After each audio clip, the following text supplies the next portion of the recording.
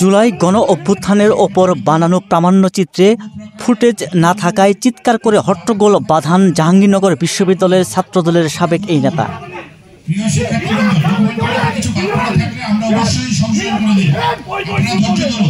ওয়ালটন এখন দেশের সীমানা পেরিয়ে পৌঁছে গিয়েছে 50টিরও বেশি দেশে।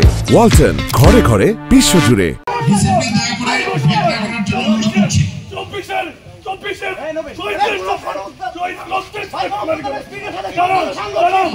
জুলাই আন্দোলনের স্মরণে 31 জুলাই বৃহস্পতিবার জাহাঙ্গীরনগর বিশ্ববিদ্যালয় ক্যাম্পাসে স্মৃতিস্তম্ভ 24 উদ্বোধন করা হয়। এটি দেশের প্রথম স্মৃতিস্তম্ভ বলে দাবি করেছে বিশ্ববিদ্যালয় কর্তৃপক্ষ।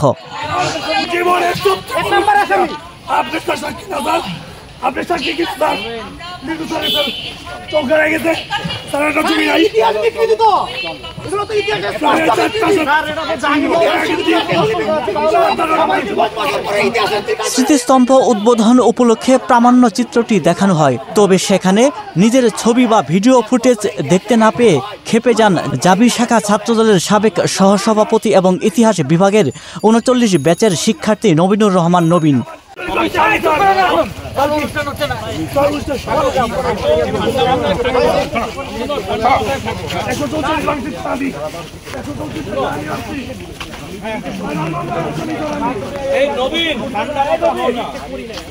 নবীনকে সামলাতে হিমশিম খান অনেকে।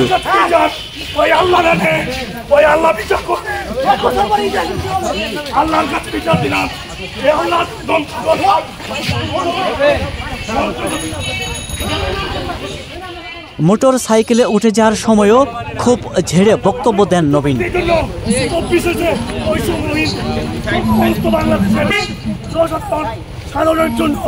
বাংলাদেশের প্রতিটা মানুষ তার অধিকার ফিরে পাইবে, বৈষম্যহীন বাংলাদেশ করবে। একজন সূর্য সৈনিক হিসেবে আদর্শ সৈনিক হিসেবে মাঠে ছিলাম, আগামী রাষ্ট্রনায়ক তারেক রহমানের আদর্শ সৈনিক ছিলাম। বাংলাদেশের মানুষকে অধিকার ফিরিয়ে আনার জন্যই আমরা সেই অধিকার এই 24 স্পিডকে কখনো প্রতিষ্ঠিত হতে দেব না। যে কোনো সিন্ডিকেট বাইরে দেবো আমরা ইনশাআল্লাহ।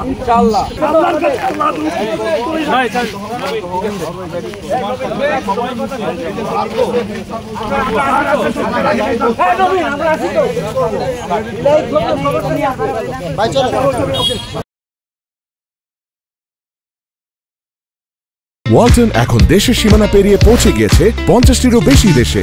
ওয়ালটন, ঘরে ঘরে বিশ্বজুড়ে।